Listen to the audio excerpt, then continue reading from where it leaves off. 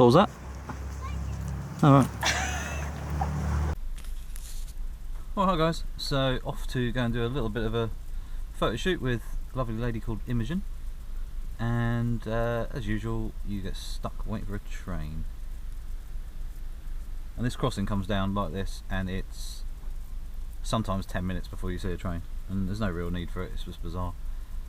Some crazy health and safety lark. So anyway, the weather's nice, and hopefully we can get some interesting shots. Gonna go natural daylight because it's quite nice light. 5 minutes later.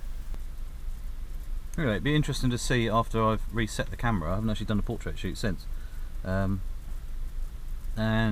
you know, is it going to be working better with the eye autofocus and everything as well? It'd be interesting to see with the 135G master and the 35mm Samyang. Here we go, finally. See what we got. So anyway, now we can get going in a second, hopefully. Let's go and shoot. So I shall see you at the shoot.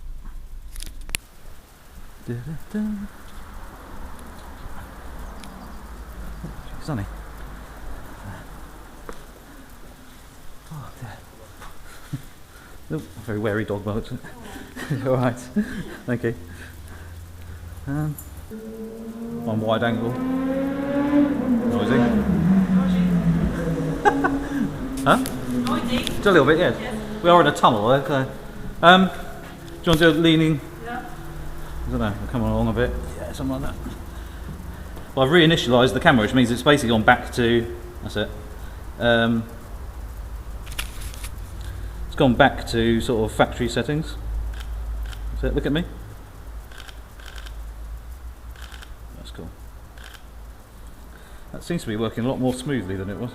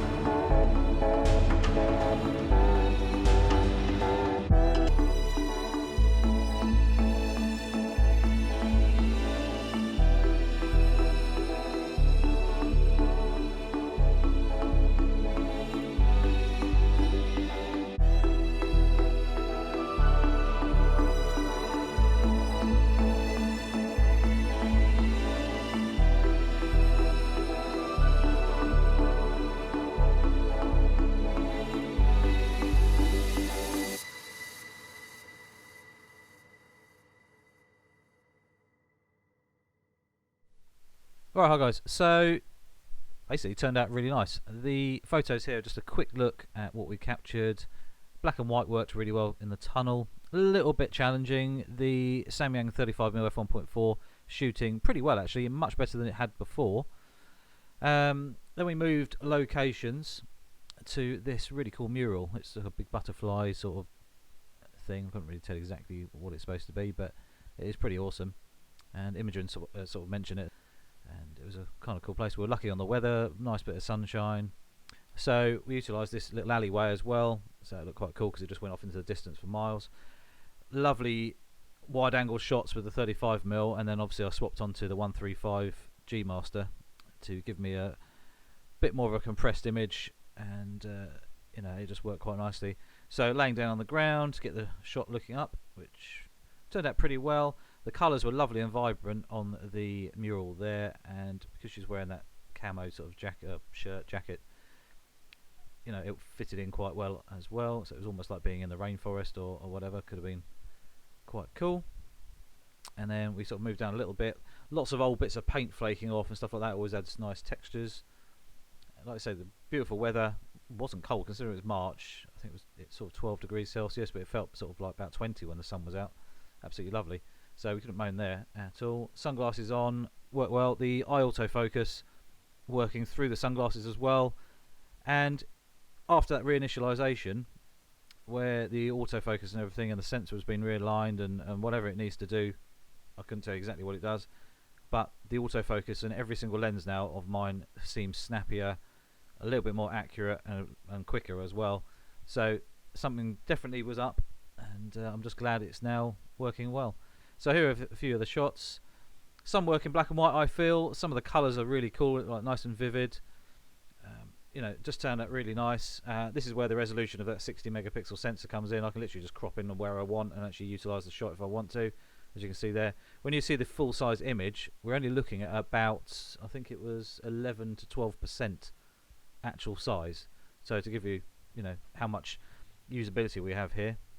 135G master working its magic there with a lovely shallow depth of field off down to the distance. As you got closer, it got more enhanced.